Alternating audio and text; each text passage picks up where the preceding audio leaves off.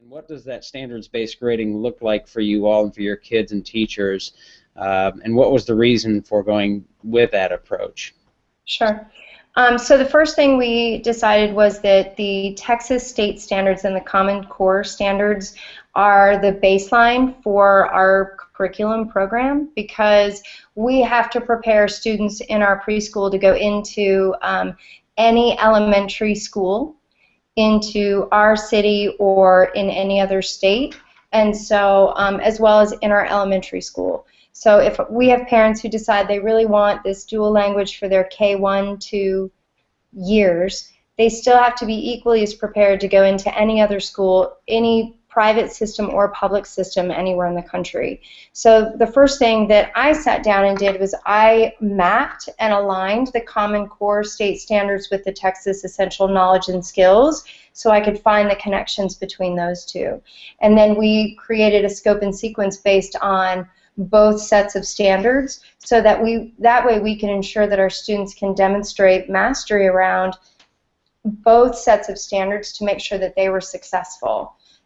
So within that, we follow a standards-based grading process. So every 6 weeks our students receive report cards, and those report cards are based on all of those standards, and the students are graded accordingly around mastery, proficiency, satisfactory, and then every student's graded on those standards individually.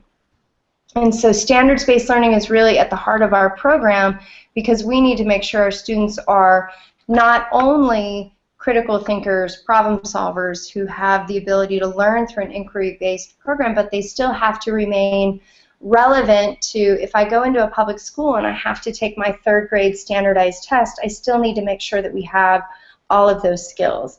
I still need to make sure that they're learning what they need to developmentally. So we definitely use that, and we align our grading system with that. And so every student receives a standards-based grade report card for each content area. So they're not like on a 100% scale or a letter grade scale, or do you sort of combine all of those eventually into a letter grade, or is it more of a narrative?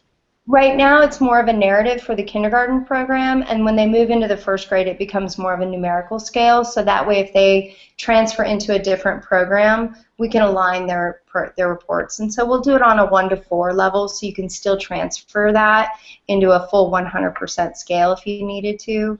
And so, but right now it's just purely, it's anecdotal. It's all, records, how they're doing, the evidence that goes to show, and they map those pieces for parents. Mm-hmm. And does, with your clientele, so the demographics, it might be a little bit easier, but I'm wondering does that look different in a parent-teacher conference? Are the parents and the students playing any different types of roles in those typical parent-teacher conferences?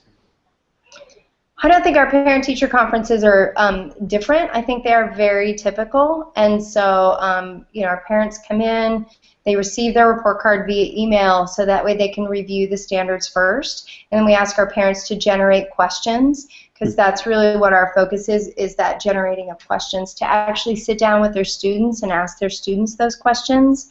And then when they come to that parent-teacher conference, our teachers generate a set of questions for their parents, and then the parents hopefully bring a set of questions as well. But if not, we really focus on where they are on those standards during that conference meeting.